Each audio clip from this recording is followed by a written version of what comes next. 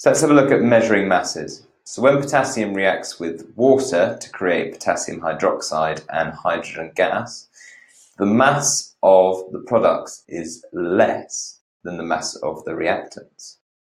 Why? So what happens in this situation is because hydrogen gas is produced, some of that hydrogen gas can escape.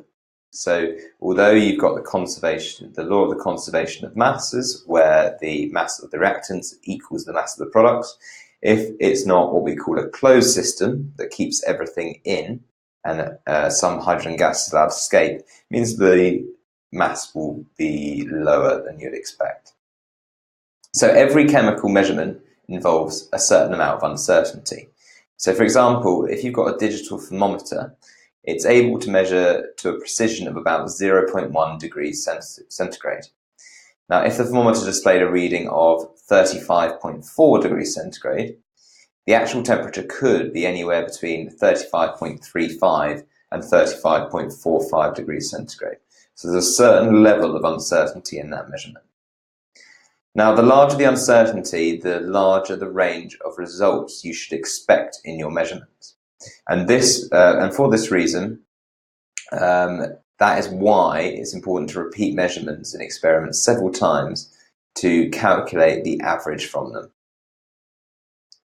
So if we're going to balance the chemical equation here, we can think about how if you will need to have the same molecules on both sides of the reaction. So if we have a look at a reaction of hydrogen and oxygen reacting to form water, we've got H2 plus O2 goes to H2O. Now at the moment, we've got two hydrogens and two hydrogens on the left and two hydrogens on the right.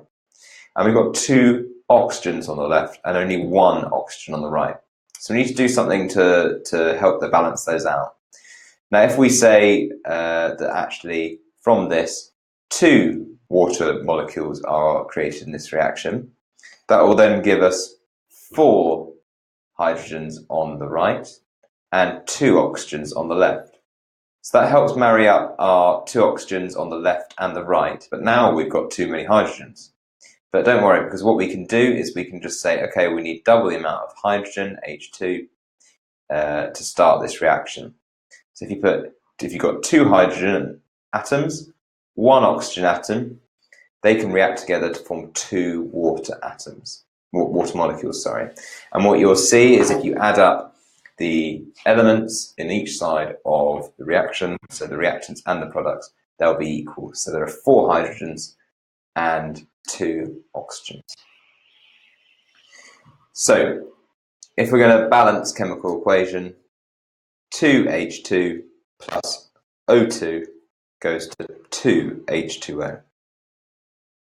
Now, if a digital thermometer can measure with a precision of 0.1 degrees Celsius, what range of temperatures could we be measuring if a reading gives us 45.4 degrees Celsius?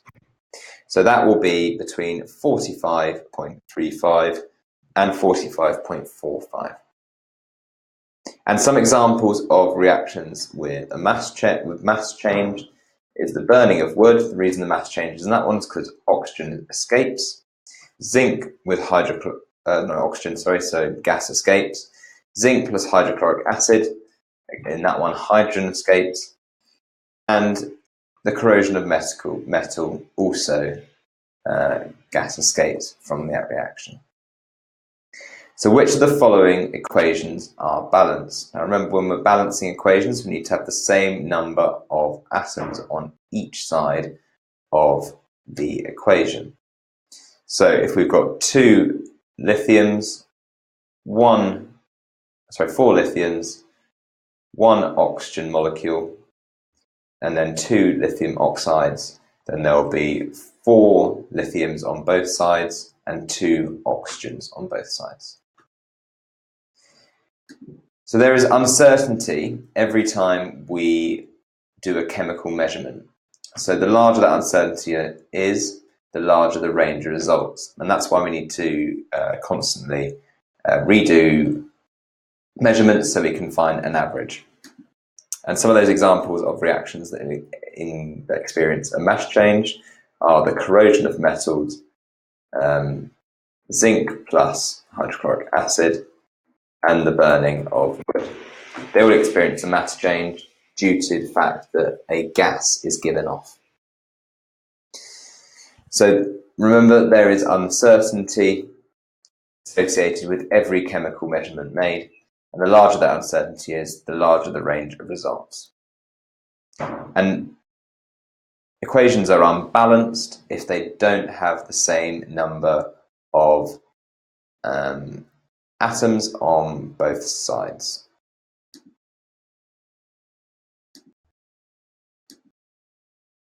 Now, chemical equations, as we said, must be balanced to make sure that they have the same number of atoms of each element before and after a reaction. The reaction of hydrogen and oxygen to make water will be used as an example to show how to do this. So we've talked a bit about this already. You need to make sure that there are the same number of hydrogens and the same number of oxygens on both sides. And what we can do that by saying that 2 hydrogen molecules